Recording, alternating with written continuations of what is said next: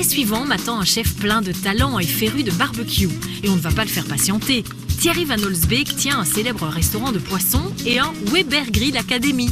Le meilleur des deux mondes, donc. Salut Thierry! Ah, salut Sandrine!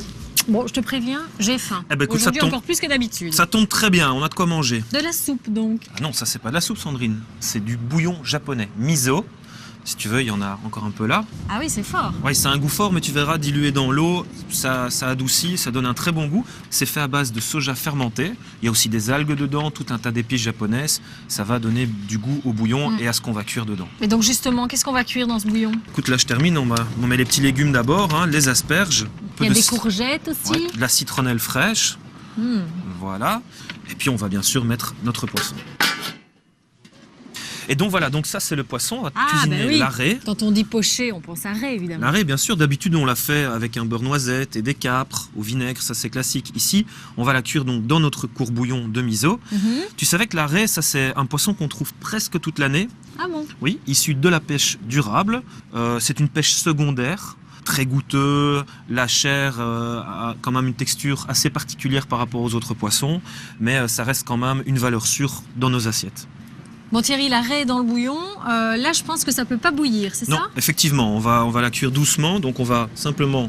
On coupe? Non, tu diminues? Voilà, tu diminues à moitié.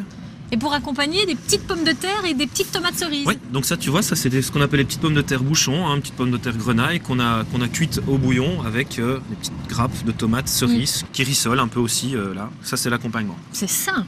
C'est très sain, très goûteux, tu vas voir. Et je vois des copeaux, là, ça va servir à quoi? Mais ça, écoute, j'avais envie de faire une petite expérience. Alors ça, ce sont des copeaux de fumage. On va simplement les mettre ici dans le fumoir et je vais fumer en direct du jambon de Parme. Expérience. Les saveurs délicatement fumées se combinent à la perfection avec les notes boisées de ce chardonnay issu du domaine de l'Aigle, situé tout près de Limoux. Les raisins mûrissent au pied des Pyrénées dans des conditions climatiques similaires à celles de la Bourgogne, berceau du chardonnay. Ce vin présente un nez expressif et fruité, dévoilant des notes de massepain. En bouche, il se révèle frais, souple et minéral. Bref, un vin idéal pour accompagner le poisson.